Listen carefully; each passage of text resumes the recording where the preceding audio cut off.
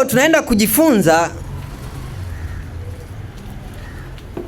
mada inayosema jinsi ya kuwa kama nyoka. Hebu tuseme hii, jinsi ya kuwa kama nyoka. Jinsi ya kuwa kama nyoka. Kwa Kiingereza tunasema how to be snake.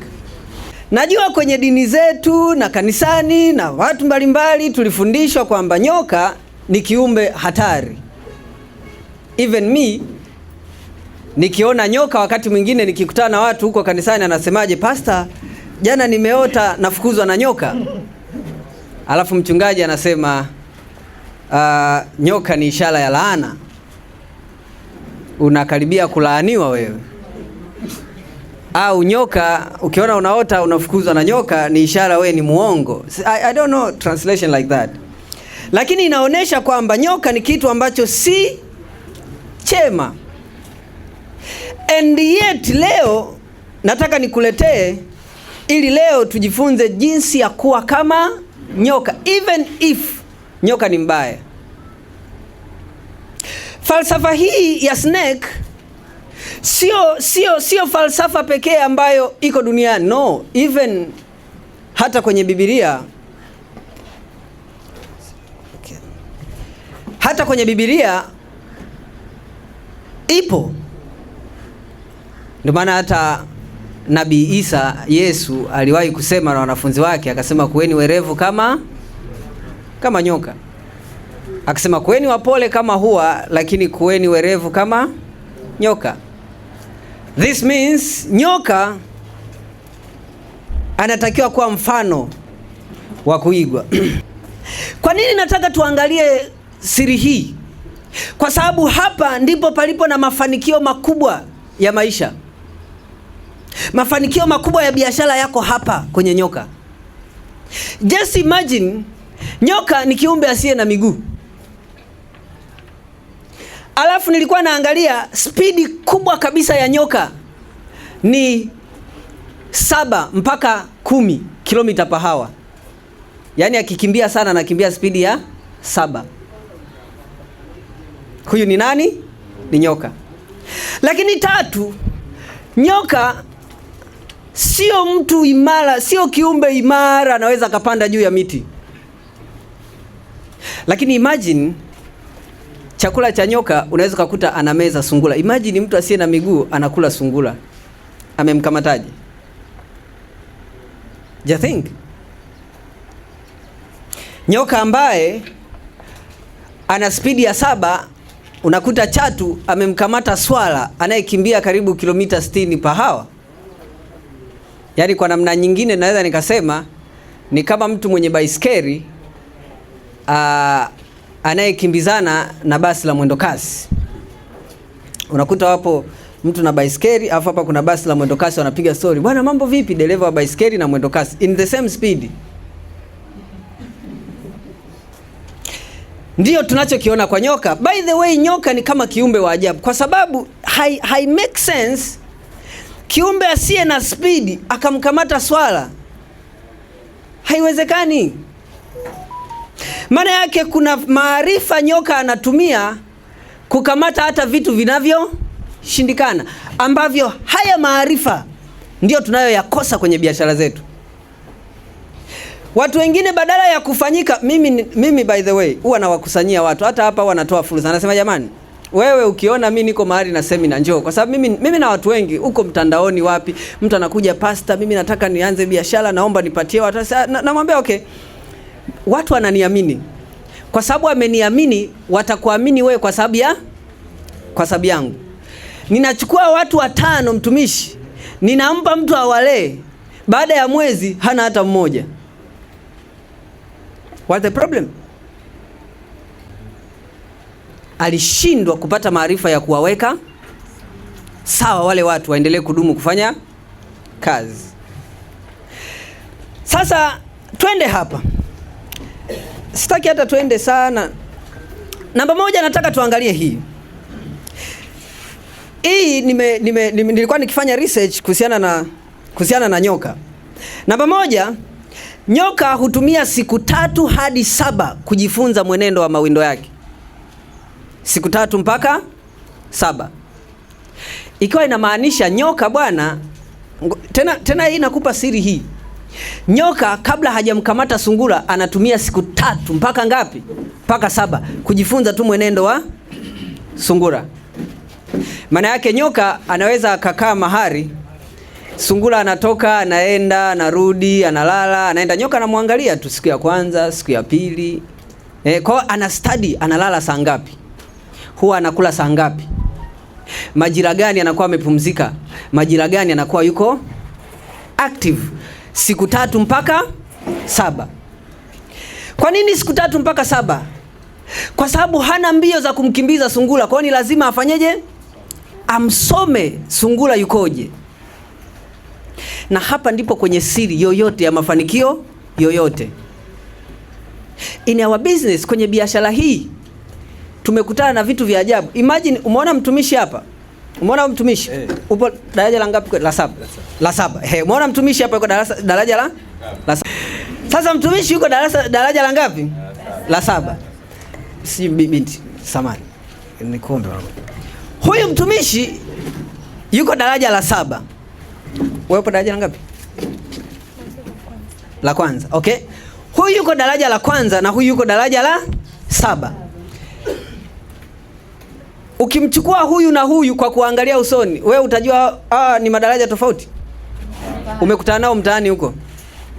Huwezi kujua. Tena sasa na ashumu huyu na huyu wamekutana kwenye harusi ya Bwana Scampam.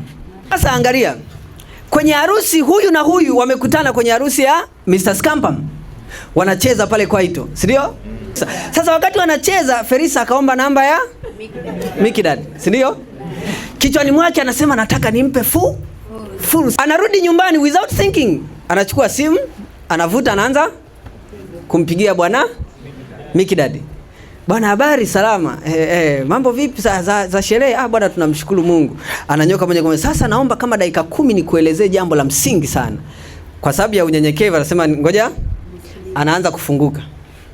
Kuna biashara moja nataka nikushirikishe. Yeye yuko daraja la kwanza in the same company na huyu yuko daraja la ila vituo tofauti, ila hawajuani. Huyu anaanza kumpa huyu elimu ya biashara. Anatumia karibu lisali zima, anapiga shule. Kuna madaraja. Kwa mfano unaweza kujikuta tena wewe kama ninavyokuona ndani ya muda mfupi tu unaweza kufikia daraja la 7. Unaona anampa shule. Saa hiyo hajui anayezungumza naye ndio yuko daraja la 7. Kosa lake ni nini? Hakuchukua muda wa kujifunza maisha ya Mikidadi. Sasa tunaweza tukakaa. So this is how snake did. Kabla nyoka hajakamata lazima ajifunze. Huyu mtu naye mkamata ni yukoje? Siku moja nimeenda na rafiki yangu ambaye ni mtoto wa matajiri. Kuna siku niliwaambia kuna watu wafilisiki leo wala kesho. Ni kwa sababu mimi ni mtumishi, unajua sisi watumishi tunaenda na watu wote, yani awe tajiri awe maskini, kila mtu anamhitaji Mungu. Sasa kwa sababu mimi nimewahi kufanya semina kanisani kwao, nikafahamiana na wazazi wake. Kwa hiyo wakaniambia hivi, mtumishi, siku ukija ulale kwetu. Ndio siku ya kwanza naingia pale nikakuta nyumba moja ina walinzi kama 8 hivi. Na sio kwamba ni maigizo. Mtoto wake, kwa sababu mimi nimekuwa pale, mtoto wake tukawa tunazunguka naye. So siku moja mtoto wake of course anapenda kujifunza biashara. Yes. Kwa hiyo kulikuwa na semina ya biashara sehemu. Jifunza tu mwenendo wa. Akanambia, pastor, umeona hii nani? Mimi nafikiri twende. Unajua hao matajiri hawana kazi ya kufanya zaidi ya kujifunza kusoma vitabu. Yaani ndio furaha yao. Yaani wana pesa ila wanatafuta mawazo mapya. Yes. So tumeenda kwenye ile biashara. Mtu mmoja akachukua namba bila kujua. Unajua mkikaa kama hivi huwezi jua huyu ni nani. Yes, akachukua namba. Tumerudi nyumbani, si akapiga simu. Sasa akaanza kupiga simu, anamuelezea. Sungura anatoka. Anaanza na samani kwa kukupigia bila ridhaa yako. Hakuna shida. Unajua nataka nikupe fursa ya biashara ambayo haitaathiri muda wako wa ziada. Kwenye hii biashara kwenye hii biashara utapata safari za kwenda Marekani. Una namba ya WhatsApp nikutumie shuhuda za watu ambao wameenda Marekani hivi. Anayezungumza naye wana apartment Dubai na amesoma Marekani, Harvard. Wana apartment Uingereza. Yaani sio kwamba huwa anaenda, wana nyumba huko. Na hata Kiswahili chake huwa anabahatisha kwa sababu muda mwingi ameshinda nje. Anayempigia anasema kwenye hii biashara utapata fursa ya kwenda Marekani siku 3 mpaka 7. Yule jamaa siku 3 mpaka 7 alimdharau sana, na si tu kumdharau, alikata simu na akamblock na kudelete namba. Lakini huyu mtu alikuwa ni mtu muhimu sana kama angemuini, si ndio? Kama angemuini. Lakini angechukua muda wa kujifunza, angemuini. Labda ningekuwa mimi ningemfuata kwa namna tofauti, kwa sababu umeshamstudy mtu ukajua the problem is not money, huyu atafuti pesa. Unajua wenye pesa wanatafuta mahali pa kuzitumia au kutoa huduma. Kwa hiyo ilibidi aje simple kwamba bwana, kuna taasisi fulani tunatoa tibarishe na tunasaidia watu wengi. Watu wana shida. Unajua wale hawajazoea shida. Kwa hiyo namwambia ise kuna watu wanaumwa figo, maini na nini. Kwa hiyo kwa nafasi na sasa tulionayo, mimi ningefikiri hata kama sio leo, ila fikiria namna ya kumtumikia Mungu kusaidia watu zaidi. Angekuta kwa namna gani? Labda mimi nilikuwa nawaza. Mimi napita mtaani naona watu wengi wenye shida. Nisaidie kitu kimoja. Tenga budget kila mwezi uwe unanunua dawa hata za shilingi 500 tu. Mimi nitaenda kuzigawa kwa watu wenye shida. Manake yeye atoe kama sadaka, si ndio? Lakini yeye akitoa sadaka nanunua dawa ambazo wewe ndio unachukua unaenda kuwapatia wahitaji. Huyu mtu umemuini hujamuini?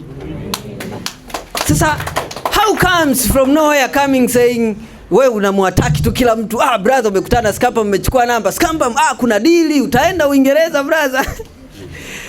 Mwisho wa siku mtu anaona akiwa hana hekima sana anaweza akakutukana. Maana yangu ni nini? In business lazima tuwe smart katika kuanalyze watu. Bora uwe na watu 4 very giant kuliko kuwa na watu 100 useless. Trust me. Ule mfano wa profesa mmoja alisema walichukua vyura wawili. It is like vyura wawili wako hai. Alafu akachukua maji. Assignment ilikuwa hivi. Hawa vyura wawili wote wako hai. Hakikisha unawachemsha mpaka wanaiva wakiwa hai kwenye sufuria. Alafu sufuria ni kidogo tu hivi. Hakikisha unawachemsha mpaka wanaiva. Jamaa mmoja akachukua sufuria, weka maji, washa gesi, maji yakachemka hapo kama chai. Akawa anachukua chura, anamtumbukiza. Akimtumbukiza tu chura anaruka nje. Anakamata anatumbukiza tena nje. Anakamata anatumbukiza tena nje. Baada ya majaribio ya muda mrefu akasema, profesa, au mtihani ni mgumu sana, hatuwezi. Kwa sababu sufuria haijafunikwa. Akasema, mmefikiria kwa kina? Akasema, ya. Hebu jaribuni tena. Wakaenda wakatry more time. Inashindikana. Then akasema, okay, no problem. Mnipe chura mimi. Akachukua chura. Akachukua maji ya baridi. Akaweka pale, akamtumbukiza chura ndani, chura akawa anaogelea maji yako ya baridi. Alafu akawasha moto kidogo.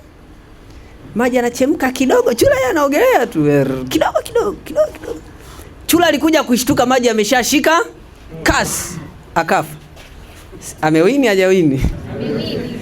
So the problem is ukimkuta mtu siku hiyo unataka, yani wewe ukimkuta siku hiyo unataka aanze, yani siku hiyo unamaliza kila, yani unajua na nini. Eza akawa na wahitaji watu wa hapa, akasema hii barabara ni mbovu, tutengeneze group la WhatsApp ili turekebishe hii barabara tusiteseke. Kule mtaani kwake kule, yani anaweza kuchukua, unajua kuna nyumba zile ni gate kali, hawaingiliki, ila yeye anaweza akiamua. Akaangalia shida hapa ni barabara, kwa akakusanya labda nyumba, akagonga hapa geti. Sasa habari, salama, mimi ni Mr. Jordan wa hapa karibu yako. Hii barabara nimekuona unapita asubuhi gari yako yani inakwaruza chini. Nimeumia sana. Kwa mtu anaona kwanza yani umeumia gari yake. Sasa nimepata wazo. Kwa nini tusitengeneze group la WhatsApp la hapa? Wote hapa. ili tuweke kifusi hii barabara, hii gari yako bwana, au wewe huihurumii? Na yeye unakuta anajiingiza, yani kama uligusa moyo wangu vile, yani umegusa mule. Anatengeneza group la WhatsApp, wanaanza kuchangia kifusi. Kwenye kuchangia kifusi anasikilizia mchezo, huyu 500,000, 300,000, afia anaweka 5,000,000. Pap, akishaweka amewazidi wote kwenye group. Signal, watu wanaanza kujiuliza, kwani jamaa anafanyaga kazi gani? Tayari ametengeneza uhitaji, baadaye yeye kuwatafuta wao ndo wanaanza kumtafuta. Sasa kesho na kesho kutwa akipita, unakuta wanaanza kujiseti wenyewe, heshima yako mkuu. Anawauzia fursa, wanaingia wanaanza kazi, lakini aliwaanzia kwenye nini? Kwenye barabara. So we should be smart hapa. Okay, namba 2, nyoka haogopi ukubwa wa mawindo. Yaani si ajabu kakuta nyoka amemeza kanyoka kadogo hivi, kakuta njiani kana meza panya. Lipanya likubwa unakuta hapa kimevimba kinyoka. Mpaka unajiuliza, kwani akioni vipanya vidogo vidogo? Ukiangalia saizi ya chatu na saizi ya chakula anachokula vifanani. Kachatu mimi zamani nilikuwa najua likubwa, hata mkitembelea kule mbugani ni kafupi tu, lakini wakitupia ng'ombe anamezeka. Wala nyoka wala ukuti kanauliza. Sasa fikiri kwamba ameanza kummeza ng'ombe pasipo kufikiria kama nitaweza. Kumbuka ni riski. Vipi akimeza afu akafika nusu akashindwa? Kumtapika ni kazi, kwa sababu amekwama huku. Kwa lazima umalizie, na kumalizia unashindwa. Kwa maana yake unafanyaje? Unakufa. Lakini nyoka hao anachukua hatua ya kufanyaje? Anaanza kumeza bila kujali ukubwa. Kuna wakati mimi naweza nikasema hii huduma inayotolewa hapa ni huduma inayotakiwa tuwe na watu matajiri kwenye saiko yako. Yaani uwe na watu 4 matajiri, sio watu wa mchongo. Yaani wawe watu matajiri. Lakini kwa nini hatuwapati matajiri? Kwa sababu tunawaogopa. Tunafikiri hawana shida ya kufanya kazi. Tunawaogopa.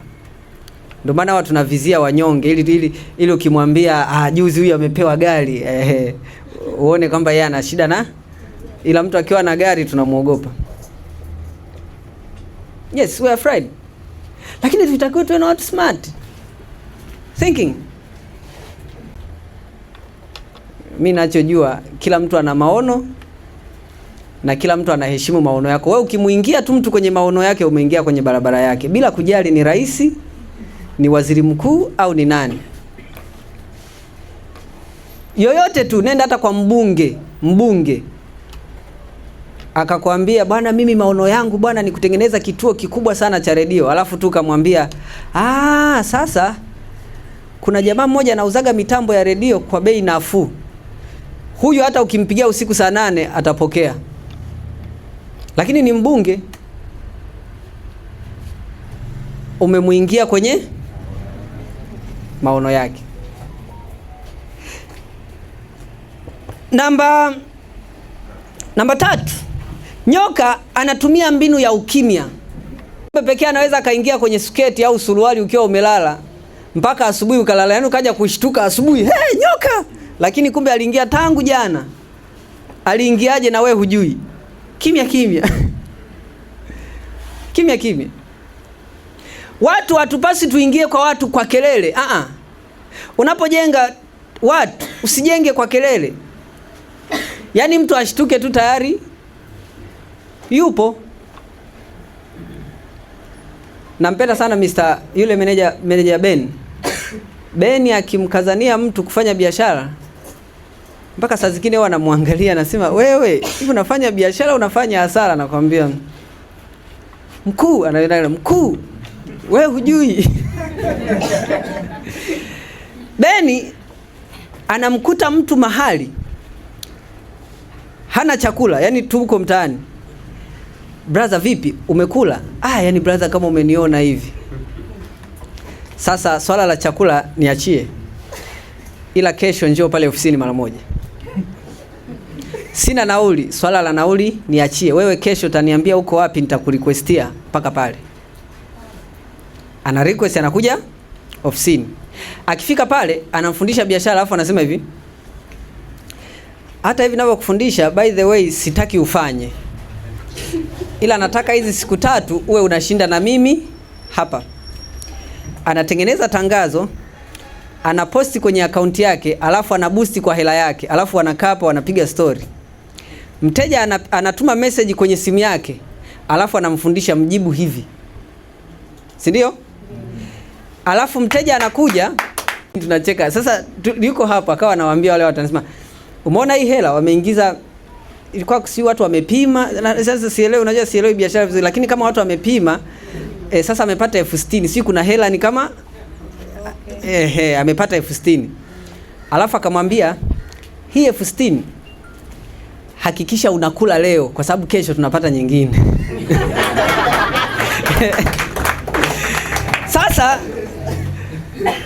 Sasa imagine this guy. Yani baada ya hapo, wewe fanya ufanyavyo, hata tutume watu 5 wakamtoe yule mtu asifanye biashara aliyofundishwa na Beni, hauwezi. Yani wewe tumia jeki, tumia sijui uchawi, tumia ndumba, haumtoi huyo mtu. Hata kwa kafara ya ng'ombe huyu mtu afanyeje? Hatoki. Sasa sijui natoa siri za utawala, lakini this is how people works. So nyoka ndivyo anavyotumia. Nyoka anatumia mbinu ya kimya, sio makelele mengi. Okay, sawa. Hii ya mwisho ni kubwa zaidi. Sasa hizi kwa sababu ni za muda mrefu,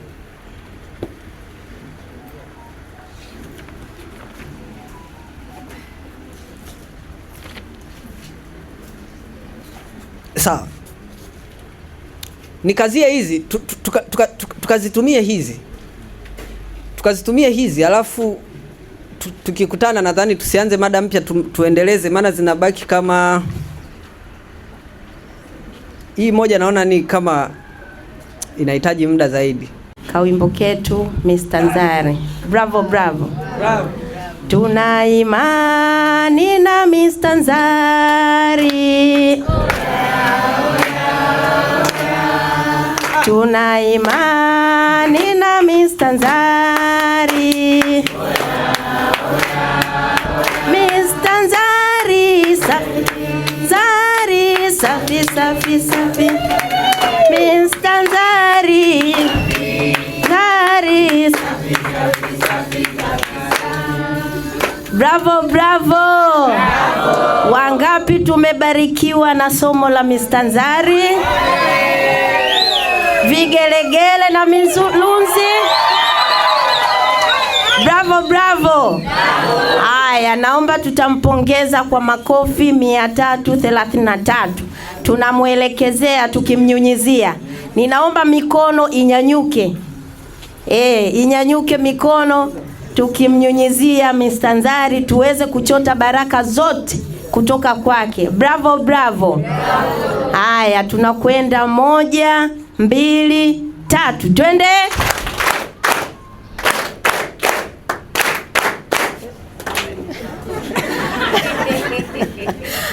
Asante sana Mr. Nzari.